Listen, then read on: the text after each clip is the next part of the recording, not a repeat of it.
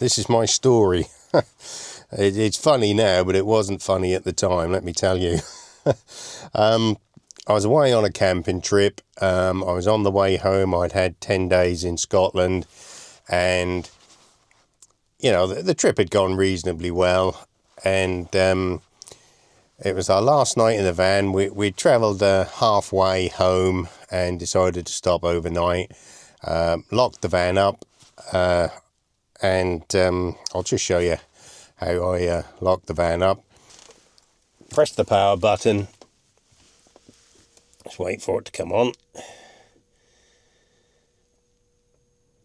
To Northampton, M25 back on the move clockwise at 12 for the M3 after the vehicle.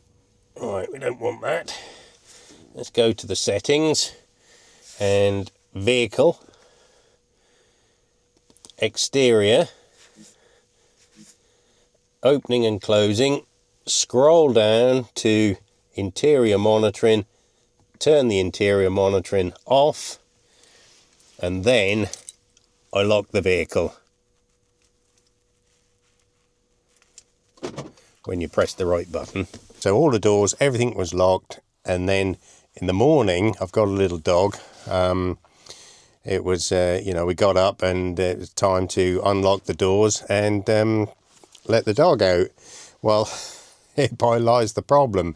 The key fob, which incidentally is this one, the battery in it had gone completely flat overnight. Now, this is caused by... nobody told me this when I bought the vehicle. I've had the vehicle about 6 months. This is caused because I don't know if the camera will pick up.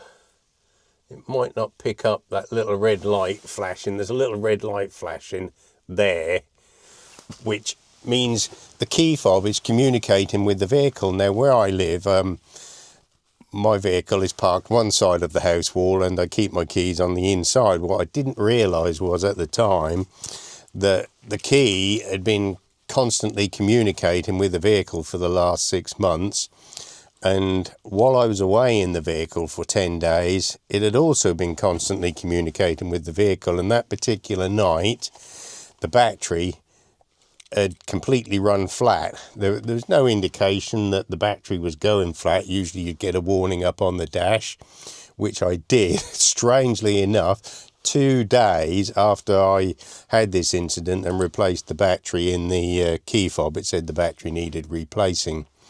But anyway, that's slightly sort of getting off, well, it's not getting off topic, but it's not what I was talking about. So anyway, the key, realistically, you have to keep your key if you don't want the battery to run flat, because yes, in the house I can move the key further away from where the vehicle is and it'll stop communicating with it now that I know what the problem is. But when you're away in the vehicle on holiday on a camping trip, you can't. So what I've done, I've bought one of these Faraday pouches which keep the key in. So now when I go away, I'll keep the key in the Faraday pouch to stop it from constantly communicating with the vehicle and running the battery down.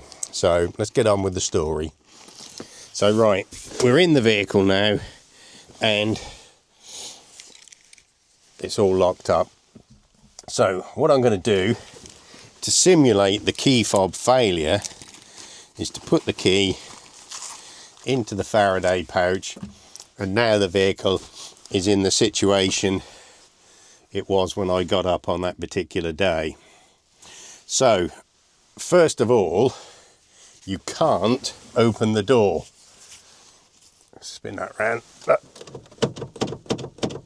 Nothing. It won't do anything. You can't get out. All the doors are electric. They're electrically locked. Get into the front of the vehicle, and I thought, right, okay, well, I'll get into the front and try and start it. So foot on the brake, press the start button, and you get the message come up. Key not detected. Hold key next to the intended surface. Please consult the owner's manual.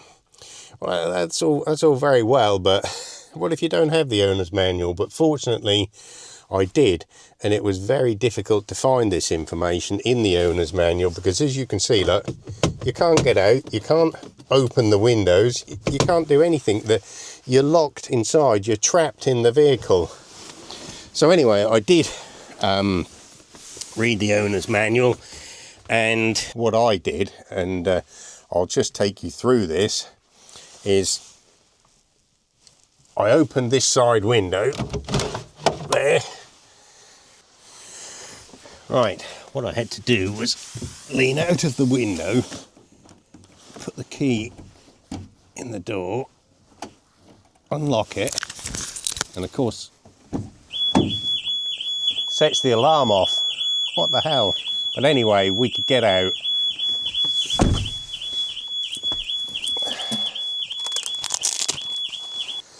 So that's what happened. Fortunately, we were in a remote location, so I had to open the passenger door, leave it open because I daren't close it in case I got locked outside the vehicle, and then come back into the vehicle, close the door. The alarm did eventually stop. The hazards were still flashing. Prior to this, I'd called the breakdown, who said they were going to be 2 hours.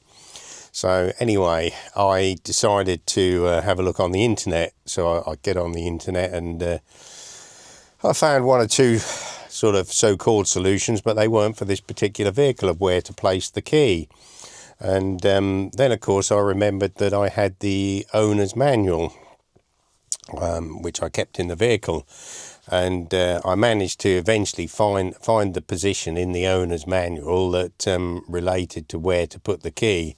But the way you get started when your key fob is dead is to take it down here.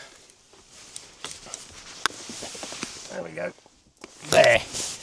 Now that is the bottom. Let me just show you. There is the bottom, just underneath the cup holder. And what you do is you hold your key.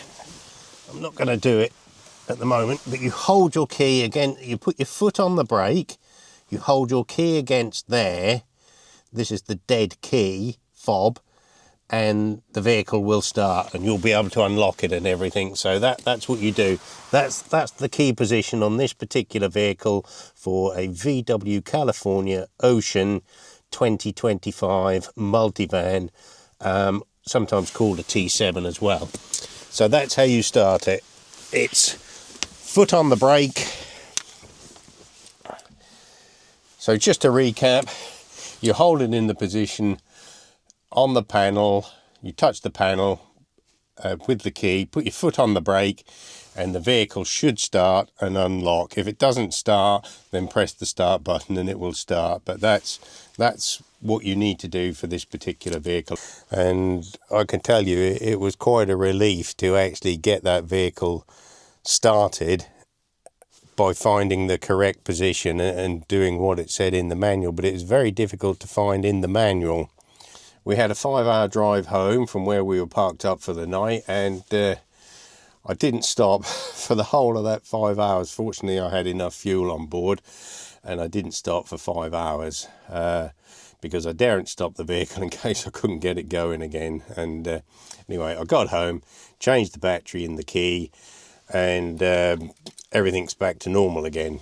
What I didn't know about was these Faraday pouches. Now, they are pretty essential. If you're going away in this vehicle, you need to get one of these pouches, otherwise you're going to have the same issue and be in the same muddle that I'm in. You might be somewhere where you haven't got a signal or anything, you can't find this video, and you're going to be really stuck, like I thought I was, completely trapped in the vehicle, couldn't get out. It was only the idea of leaning out of the side window that actually was able to get us out of the vehicle. I don't think I could have crawled through the window to get out, and because I had a little dog, he needed to go to the loo first thing in the morning. So anyway, that's my story of being trapped in the vehicle, and thanks for watching.